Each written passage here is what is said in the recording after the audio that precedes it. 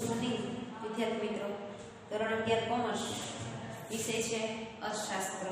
હવે આપણે માંગ ચેપ્ટર ભણીએ છીએ બરાબર. એની અંદર આપણે માંગ વિશે ઘણું ખરું જોઈ ગયા છીએ. આજે આપણે નવો મુદ્દો જોવાનો છે, માંગની મૂલ્ય સાપેક્ષતા. જો અહીંયા આપણે માંગ જે છે ને એની મૂલ્ય સાપેક્ષતાની વાત કરવાની છે. માંગની સાપેક્ષતા મુદ્દો શું ભણવાનો છે? માંગની સાપેક્ષતા. સાપેક્ષ એટલે આમ તમે જોવા જાવ ને સામાન્ય અર્થ સાપેક્ષતાનો શું થાય? સરખામણી કરવી. પણ આપણે અહીંયા શેના વિશે જોવાનું છે? માંગની મૂલ્ય સાપેક્ષતા વિશે. બરાબર. તો હવે આ મુદ્દો છે ને ભાઈ તમારે આખા પાઠ્યપુસ્તકની અંદર થોડું અટપટું છે, કારણ કે અહીંયા આંકડાકીય માહિતીના એક્ઝામ્પલ વિના તમને આકૃતિઓ આપેલી છે. બરાબર. પાંચે પાંચ આકૃતિઓ જે આપણને આપી છે એ વ્યવસ્થિત આપણે અહીંયા ભણવાની છે. હવે આ જે આપણે ભણીએ છીએ ત્યારે ટેક્સ્ટ બુક સાથે રાખવાની છે બધાએ. બરાબર. જો એ માંગની સાપેક્ષતા, જો એ સામાન્ય અર્થ સાદો અર્થ થાય છે સાપેક્ષતાનો સરખામણી કરવી. શું થાય છે? સરખામણી, એકબીજાની સાપેક્ષ. ઘણી વખત જો તમે ગણિતી કોઈ બાબત ભણતા હોય ત્યારે તમે સાપેક્ષતા શબ્દથી પરિચિત છો. બરાબર. એટલે કે નવું છે નહીં. જોઈએ માંગ પર અસર કરતા પરિબળોમાં ફેરફાર થવાથી માંગમાં થતા ફેરફાર માંગની સાપેક્ષતા દર્શાવે છે. જો શું કીધું કે ભાઈ માંગ જે છે આપણે આગળ જોઈ ગયા હતા ને કે કિંમતના અન્ય પરિબળોના કારણે માંગ જે છે કિંમતમાં ફેરફાર થવાથી માંગમાં પરિવર્તન આવતું. કે ચાલો ભાઈ અહીંયા શું કહેવા માંગે છે સમજો છો તમે? હવે જો તમને એવું કીધું છે કે ભાઈ આપણે આગળ શું જોઈ ગયા હતા? આગળ આપણે એવું જોઈ ગયા હતા કે ભાઈ ચાલો કોઈ એક વસ્તુની કિંમત છે વધી છે તો માંગ છે ઘટે છે. પણ આપણે હવે અહીંયા શું જોવાનું છે? આપણે અહીંયા એવું જોવાનું છે વધી છે તો કેટલા ટકા વધી છે, શું ફેરફાર થયો છે, સમજાય છે?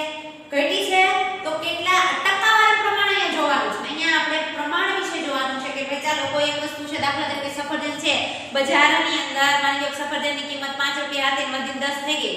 બરાબર. તો માંગ ઘટી, કિંમત વધે તો માંગ ઘટે. કે આ જે કિંમત વધવાના કારણે માંગ ઘટી છે તો એ કેટલા ટકા ઘટી છે, સમજાય છે? એના વિશે અભ્યાસ કરવાનો છે. ટકાવારીનું પ્રમાણ આપણે અહીંયા કઈ રીતે નીકળે છે એના વિશે આપણે અહીંયા જોવાનું છે. બરાબર. આ માંગનો નિયમ જે આપણે જોઈ ગયા ને એ તો માત્ર શું દર્શાવે છે કે માંગ ઉપર અન્ય પરિબળોના કારણે માંગમાં શું ફેરફાર થાય છે દર્શાવે છે. પણ અહીંયા આપણે કેટલી ટકાવારીનો ફેરફાર થાય છે એના વિશે અભ્યાસ કરવાનો છે. એ કોઈ સ્વતંત્ર પરિબળ નથી. બરાબર. વ્યક્તિની વસ્તુ અંગેની પસંદગી, આવક, કિંમત પર વ્યક્તિની માંગનો આધાર હોય છે અને આ પરિબળો પર તેના આધાર પ્રમાણમાપને તેની સાપેક્ષતા કહેવામાં આવે છે. જો શું કીધું કે ભાઈ વ્યક્તિ છે એની પસંદગી ને રુચિ ને અભિરુચિ ને બધું આપણે જોઈ ગયા છે અને એના આધારે આપણે શું કરવાનું છે? એની પસંદગીઓ ને જે કંઈ પણ આપણે જોઈ ગયા એના આધારે એની પ્રમાણ માપ નક્કી કરવાનું છે. અહીંયા આપણે સાપેક્ષતા તરીકે ઓળખશું. બરાબર. કેટલા પ્રમાણમાં માંગ ઘટી બજારની અંદર કોઈ વસ્તુની તો કેટલા પ્રમાણમાં ઘટી, માંગ વધી તો એ કેટલા પ્રમાણમાં વધી. બરાબર. આ જે આંકડો મેળવવાનો છે ને, બરાબર, એ આંકડા માટે આપણે મૂલ્ય સાપેક્ષતા ભણવાની છે. હવે આપણે જોવાનું છે આ જે સાપેક્ષતાનો ખ્યાલ આવી ગયો, પ્રમાણ, ટૂંકમાં કહીએ તો સરખામણી, પ્રમાણ. બરાબર. હવે આપણે જોવાનું છે માંગની મૂલ્ય સાપેક્ષતા વિશે. સાપેક્ષતા તો ખરી જ, પણ કોની? તો કે માંગની મૂલ્ય સાપેક્ષતા એટલે શું? જોઈએ માંગનો નિયમ જે છે એ તમે જાણો છો, અન્ય પરિબળો માંગનો નિયમ શું કહે છે કે અન્ય પરિબળો યથાવત રહે અને કિંમતમાં ફેરફાર થાય. માંગમાં જે ફેરફાર થાય, કિંમત વધે તો માંગ ઘટે અને કિંમત ઘટે તો માંગ વધે. વિસ્તરણ અને સંકોચન. બરાબર. એ માંગનો નિયમ છે. પરંતુ કિંમતમાં થતા ફેરફાર વસ્તુની માંગમાં કેટલા ફેરફાર લાવશે તે અંગેની સમજૂતી માંગનો નિયમ આપી શકતો નથી. આપણે જે માંગનો નિયમ જોઈ ગયા ને એ માંગનો નિયમ એ સાબિત કરી આપે છે કે ભાઈ કિંમતમાં ફેરફાર થશે તો માંગમાં ફેરફાર થશે, પણ કેટલા ટકા ફેરફાર થશે, સમજાય છે? કેટલા ટકા ફેરફાર થશે એ વસ્તુની સાબિતી માંગનો નિયમ આપતો નથી. અને એટલા માટે આપણે બીજી જરૂરિયાત ઊભી થઈ,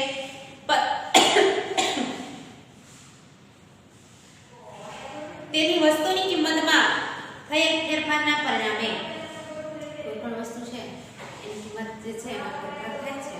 બરાબર. અને વસ્તુની માંગમાં જે ફેરફાર થાય છે તે માંગની સમજૂતીને માંગની સાપેક્ષતા કહેવામાં આવે છે. બરાબર. માંગની સાપેક્ષતા કોણ કહેવાય? વસ્તુની કિંમતમાં ફેરફાર થવાથી માંગમાં જે ફેરફાર થયો એનું જે પ્રમાણ નક્કી કરવામાં આવે છે માંગની સાપેક્ષતા કહેવામાં આવે. જો અહીંયા મુદ્દો થોડો અટપટો છે. કેવો છે? થોડો અટપટો મુદ્દો છે તો તમારે વ્યવસ્થિત સમજવાનું છે. આપણે એક્ઝામ્પલ સાથે લેતા જશું એટલે તમને સમજાઈ જાય. હવે આપણે જવાનું છે માંગની મૂલ્ય સાપેક્ષતાનો અર્થ શું જોવાનું છે વ્યાખ્યા અને અર્થમાં તફાવત હોય વ્યાખ્યા છે વ્યવસ્થિત હોય અને અર્થ છે એ થોડું ઊંડાણથી સમજૂતી હોય બરાબર હવે એનો અર્થ જોઈએ માંગની મૂલ્ય સાપેક્ષતા કોઈ પણ વસ્તુની કિંમત અને માંગ વચ્ચેના પ્રમાણાત્મક સંબંધને દર્શાવે છે જો શું કીધું છે માંગની મૂલ્ય સાપેક્ષતા શું દર્શાવે છે માંગની મૂલ્ય સાપેક્ષતા છે એ શું દર્શાવે છે તો કે વસ્તુ જે છે વસ્તુની કિંમત અને માંગ વચ્ચેના પ્રમાણાત્મક સંબંધને દર્શાવે છે પ્રમાણ નક્કી કરે છે પ્રમાણાત્મક સંબંધને દર્શાવે છે સમજે છે માંગની મૂલ્ય સાપેક્ષતા શું દર્શાવે છે તો કે માંગની મૂલ્ય સાપેક્ષતા જે છે વસ્તુની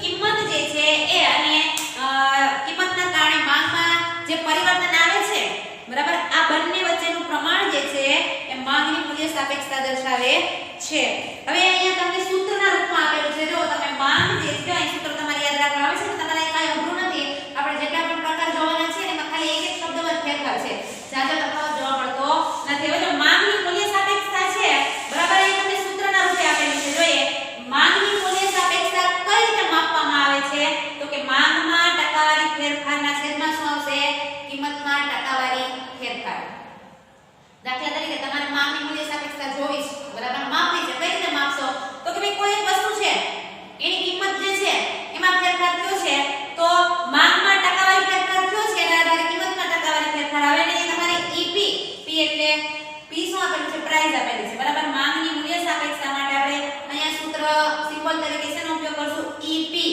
શેનો ઉપયોગ કરશું ઈપી ઇક્વલ ટુ x વસ્તુની માંગમાં થતો ટકાવારી ફેરફાર અને x વસ્તુની કિંમતમાં થતો ટકાવારી ફેરફાર તો અહીંયા માંગ જે છે ને માંગમાં જે ફેરફાર થયો છે ને એનું પ્રમાણ આપણે ઉપર દર્શાવશું અને કિંમતમાં જે ફેરફાર થયો છે આપણે અહીંયા છેદમાં લેશું અને તમને જે જવાબ મળે છે એ તમને શું જોવા મળે છે તો કે માંગની મૂલ્ય સાપેક્ષતા સમજે છે શું કહેવા માંગે છે માંગની મૂલ્ય સાપેક્ષતા માપવા માટે કિંમતમાં કેટલો ફેરફાર થયો છે એનો આંકડો ટકાવારીમાં હવે માંગ જે છે એની ટકાવારીમાં કેટલો ફેરફાર થયો છે આ બંનેના આંકડા હોય તો એના આધારે આપણે શું નક્કી કરી શકીએ છીએ માંગ જે છે એની મૂલ્ય સાપેક્ષતા નક્કી કરી શકાય છે તો અહીં સૂત્ર તમારે યાદ રાખવાનું છે કે માંગની મૂલ્ય સાપેક્ષતા બરાબર માંગમાં ટકાવારી ફેરફાર છેદમાં કિંમતમાં ટકાવારી ફેરફાર અને તમે કોઈ વસ્તુનું ઉદાહરણ લઈને તમે જ્યારે લખો છો તો ep x વસ્તુની માંગમાં થતો ટકાવારી ફેરફાર અને x વસ્તુની કિંમતમાં થતો ટકાવારી ફેરફાર જો તમારા ટેક્સ્ટ બુક ની અંદર અહીંયા તમને એક એક્ઝામ્પલ આપેલું છે x નામની વસ્તુની કિંમત 1 હોય માની લ્યો કે કોઈ x વસ્તુ છે એની કિંમત 1 રૂપિયો છે અને એની માંગમાં 5% નો વધારો થયો છે શું કીધું છે 5% નો વધારો થયો છે હવે જો અહીંયા આપણે છે ને સૂત્ર પ્રમાણે જોઈએ કોઈ એક વસ્તુ છે એની કિંમત કેટલી છે 1 રૂપિયો છે તો અહીંયા આપણે કેટલા મૂકવાના માંગમાં કેટલા ટકા ફેરફાર થયો છે વસ્તુની કિંમત કેટલી આપી હતી તમને અહીંયા બરાબર અને માંગમાં જે આપ્યું છે એના આધારે જો તમે માંગની મૂલ્ય સાપેક્ષતા કઈ રીતે મૂકશો તો કે ભાઈ માંગ જે છે x નામની વસ્તુની કિંમતમાં ઘટાડો થયો અને માંગ 5% વધારો થયેલો જોવા મળે છે હવે જો 0% નો ફેરફાર અને 10% નો ફેરફાર એટલે અહીંયા તમને શું કીધું છે x વસ્તુ છે એની માંગમાં 1% જે છે એમાં ઘટાડો થયો છે હવે અહીંયા તમને એક બીજી વસ્તુ આપી આ સૂત્રને એ તમારે જાતે તૈયાર કરી લેવાના છે હવે તમને એક નોંધના રૂપમાં આપ્યું છે પણ નોંધ કઈ તૈયાર ન કરવાની હોય હંમેશા માંગની મૂલ્ય સાપેક્ષતા માનાંકમાં જ મૂકવામાં આવે છે માનાંક એટલે આ રીતે દાખલા તરીકે 0 હોય તો આ રીતે આમ માનાંક કરી અને 0 મૂકી દેવાનો બરાબર એની પાછળ કોઈ પણ જાતનો જે માપદંડ છે મૂકવામાં આવતું નથી બરાબર એ તમારે ખાસ ધ્યાન રાખવાનું છે હવે આપણે જોવાનું છે માંગની મૂલ્ય સાપેક્ષતાની વ્યાખ્યા સૂત્ર જોઈ ગયા હવે આપણે માંગની મૂલ્ય સાપેક્ષતાની વ્યાખ્યા તમને આપેલી છે બરાબર થોડી અટપટી છે ધ્યાનથી વ્યવસ્થિત સમજશો એટલે આવડી જશે જો શું કીધું છે માંગની મૂલ્ય સાપેક્ષતા શું કહે છે વસ્તુની માંગની મૂલ્ય સાપેક્ષતા વધારે કે ઓછી એના આધારે કિંમતના ઘટાડાના પરિણામે માંગમાં થતો વધારો મોટો છે કે નાનો છે અને કિંમતના વધારાના પરિણામે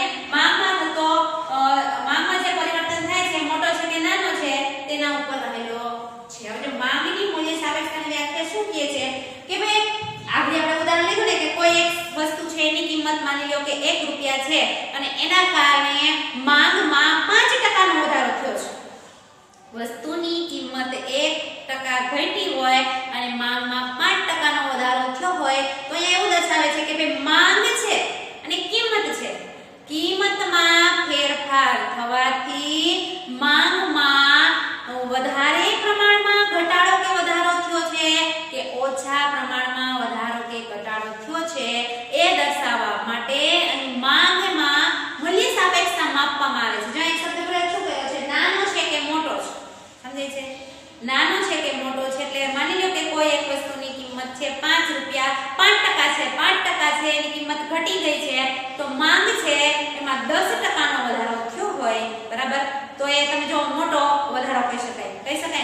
કોઈ એક વસ્તુની કિંમતમાં 5% છે ઘટાડો થયો હોય તો એની માંગમાં માની લો કે 2% કે 1% શું થયો હોય, વધારો થયો હોય તો એ બહુ મોટો વધારો કે ઘટાડો કહી શકાય ન કહી શકાય, બરાબર? તો અહીંયા વ્યાખ્યા તમારે એટલી બધી કાંઈ અટપટી નથી. અહીંયા વ્યાખ્યા તમને આપી, તમારે અહીંયા ખાલી એટલું જ સમજવાનું છે કે ભાઈ કિંમતમાં ફેરફાર થવાથી માંગ પર જે અસર થાય છે ને કેટલા ટકા અસર થાય છે, વધુ થાય છે કે ઓછી થાય છે, બસ આ એટલે માંગની મૂલ્ય સાપેક્ષતા. સમજાય છે? માંગની મૂલ્ય સાપેક્ષતા એટલે માંગમાં જે કિંમતમાં પરિવર્તન આવે છે એના કારણે માંગમાં જે પરિવર્તન આવે છે ને એનું પ્રમાણ જે નક્કી કરે છે ને એ માંગની મૂલ્ય સાપેક્ષતા છે. હવે આપણે માંગની મૂલ્ય સાપેક્ષતા છે ને 5 પ્રકાર જોવાના છે. અહીંયા પૂછાય એવો પ્રશ્ન છે કે માંગની મૂલ્ય સાપેક્ષતાના પ્રકાર કેટલા છે અને કયા કયા આપણને સૂત્ર સહિત આવડવું જોઈએ. સંપૂર્ણ મૂલ્ય સાપેક્ષ માંગ, સંપૂર્ણ મૂલ્ય અનપેક્ષ માંગ, એકમ મૂલ્ય સાપેક્ષ માંગ, મૂલ્ય સાપેક્ષ માંગ અને મૂલ્ય અનપેક્ષ માંગ. હવે તમે એક વસ્તુ નોટ કરી, અહીંયા જે સાપેક્ષ માંગ તો પાછળ આવે છે, આ કઈ અટપટું નથી, ખાલી એક શબ્દ જ ફરે જાય. પહેલું શું કીધું છે? સંપૂર્ણ મૂલ્ય સાપેક્ષ માંગ. સંપૂર્ણ એટલે વધારે પ્રમાણમાં જે ફેરફાર, પછી મૂલ્ય અનપેક્ષ એકમ મૂલ્ય 1% માં ફેરફાર થાય તો માંગ ઉપર કેટલી અસર થાય. મૂલ્ય એટલે બંને સરખા હોય, ઇક્વલ, બરાબર? અને મૂલ્ય અનપેક્ષ, બરાબર? હવે એમાં થવા બધા જે છે ને આપણે આકૃતિ અને ઉદાહરણ સહિત જોવાના છે. જો અહીંયા કાંઈ અઘરું નથી, થોડુંક વ્યવસ્થિત સમજશો ને તો આવડી જશે. માંગની મૂલ્ય સાપેક્ષતા એટલે શું? તો કે ભાઈ માંગની મૂલ્ય સાપેક્ષતા એટલે કિંમતમાં ફેરફાર થવાથી માંગમાં જે ફેરફાર થાય આ બંને વચ્ચેનો પ્રમાણ જે છે, બંનેનો જે સંબંધ તપાસે છે ને એ માંગની મૂલ્ય સાપેક્ષતા છે. માંગની મૂલ્ય સાપેક્ષતા છે એને હંમેશા માનાંકમાં દર્શાવવામાં આવે છે. માંગની મૂલ્ય સાપેક્ષતાના 5 પ્રકાર છે. કેટલા? 5 પ્રકાર છે. 5 એ 5 છે આપણે જોઈ ગયા છીએ. હવે એ બધાને મંતવ્યોના આકૃતિ સહિત આપણે જોવાના છે. એમાં સૌપ્રથમ જોવાનું છે સંપૂર્ણ મૂલ્ય સાપેક્ષ માંગ, બરાબર? શું જોવાનું છે? સંપૂર્ણ મૂલ્ય સાપેક્ષ માંગ. હવે સંપૂર્ણ મૂલ્ય સાપેક્ષ માંગ કોને ગણશો, બરાબર? અહીંયા શું કીધું છે? 5 પ્રકાર છે. એમાં પહેલો પ્રકાર છે સંપૂર્ણ મૂલ્ય સાપેક્ષ માંગ. જોઈએ એના વિશે. હવે જો એને છે ને સૂત્રના રૂપમાં કઈ રીતે લખાય? EP અનંત. આને છે ને આપણે શું નામ આપશું? અનંત. આ સિમ્બોલ જે છે આપણે આ રીતે આટલો લખીએ ને એના બદલે આપણે આટલો છે ને આડો કરી નાખવાનો, બરાબર? તમને આ સિમ્બોલ જે છે શેનો સિમ્બોલ છે? અનંતનો સિમ્બોલ છે. સમજાય છે? તો અહીં આપણે EP બરાબર આને અનંત કહેવાય. હવે જોઈએ સંપૂર્ણ મૂલ્ય સાપેક્ષ માંગ જે છે એની વ્યાખ્યા આપણને આવડવી જોઈએ. શું કહે છે જોઈએ?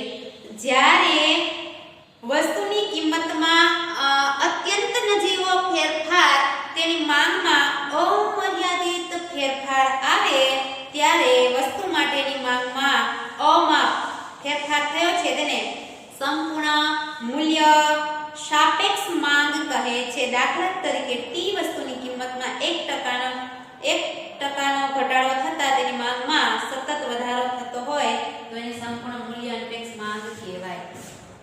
આ વસ્તુ છે ને હવે આપણે વ્યવસ્થિત સમજીએ. જો શું કીધું છે? સંપૂર્ણ મૂલ્ય સાપેક્ષ માંગ કોને ગણશો? શું કીધું છે? સંપૂર્ણ મૂલ્ય સાપેક્ષ માંગ આપણે કોને ગણશું? તો આપણે અહીંયા જોઈએ સંપૂર્ણ મૂલ્ય સાપેક્ષ માંગ એટલે કોઈ પણ વસ્તુની કિંમત છે, બરાબર? એમાં નાનો એવો ફેરફાર થાય, નજીવો ફેરફાર એટલે નાનો એવો ફેરફાર થવાથી માંગમાં અત્યંત વધારે અનંત ફેરફાર થાય. અનંત એટલે વધારે ફેરફાર થાય તો તેને કહેવાય સંપૂર્ણ મૂલ્ય સાપેક્ષ માંગ. સમજાય છે?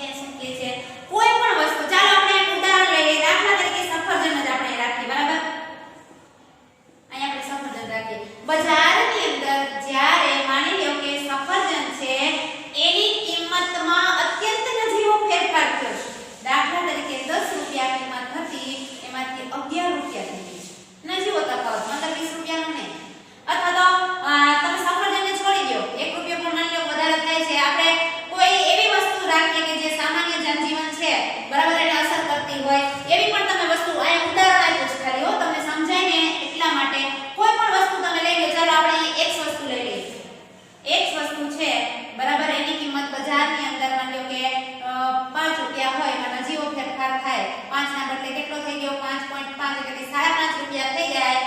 હવે ખાલી નાનો અમથો ફેરફાર થયો છે. કોઈ એક x વસ્તુ છે એની કિંમત 5 રૂપિયા હતી, એના બદલે કેટલી થઈ ગઈ?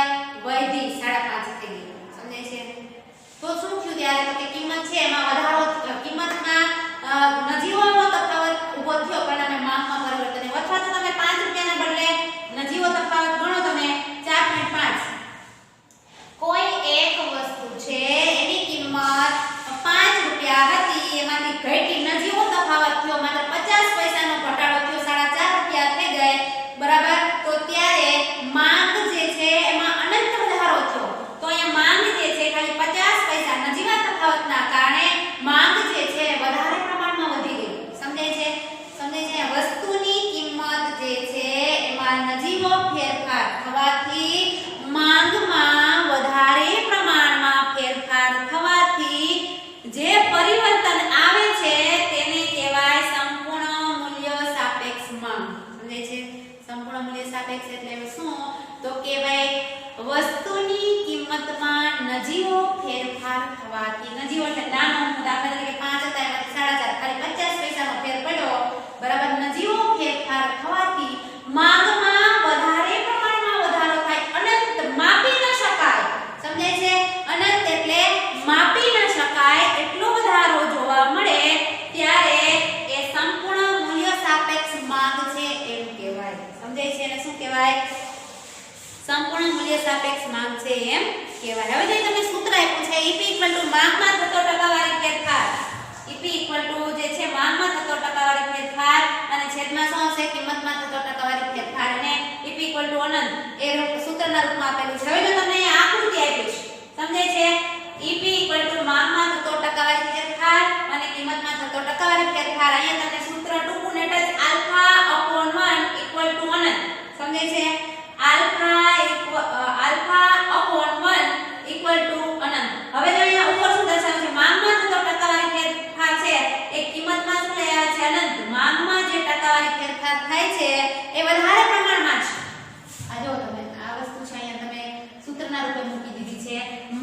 કિંમતમાં ખાલી નજીવો 1 એકમ જેટલો જ ખાલી ફેરફાર થાય છે અને એના પરિણામે માંગમાં અનંત પ્રકારનો ફેરફાર થાય છે.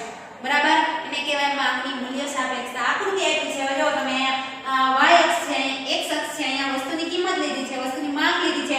હવે માની લો કે માંગ રેખા આપેલી હોય. હવે કોઈ પણ વસ્તુ છે 1 2 3 4 અહીંયા આપેલું નથી, આપણે હું તમને ઉદાહરણ 6 7 8 9 બરાબર આ રીતે તમે લઈ લો. હવે માની લો કે અહીંયાથી છે ને અહીંયા હવે માંગમાં કિંમતમાં જરાક નજીવો તફાવત થશે, ઘટી ગઈ માની લો કિંમત, તો શું થશે? માંગ દિવસે દિવસે વધતી જશે અને અનંત એટલે ધરી x અક્ષને સમાંતર. સમજાય છે?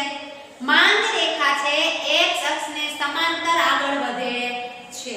માંગ રેખા જે છે એ માંગ રેખા જે સંપૂર્ણ મૂલ્ય સાપેક્ષની માંગ રેખા છે, જો તમે x અક્ષને સમાંતર છે કે નહીં? છે ને? પાયાની ધરી દે છે અને સમાંતર સીધી ગતિમાં આગળ વધે છે એમ કહી શકાય છે. તો અહીંયા માંગ જે છે, કિંમત જે છે એમાં નજીવો ફેરફાર થવાથી માંગમાં વધારે પ્રમાણમાં ફેરફાર થાય એને કહેવાય માંગની માંગ જે છે મૂલ્ય સાપેક્ષ માંગ ગણવામાં આવે છે. બરાબર? અનંત આ જે માંગ રેખા છે આમ આગળ વધતી જ જશે, જરાક અમથો ફેરફાર થશે તો. બરાબર? અહીંયા આપણે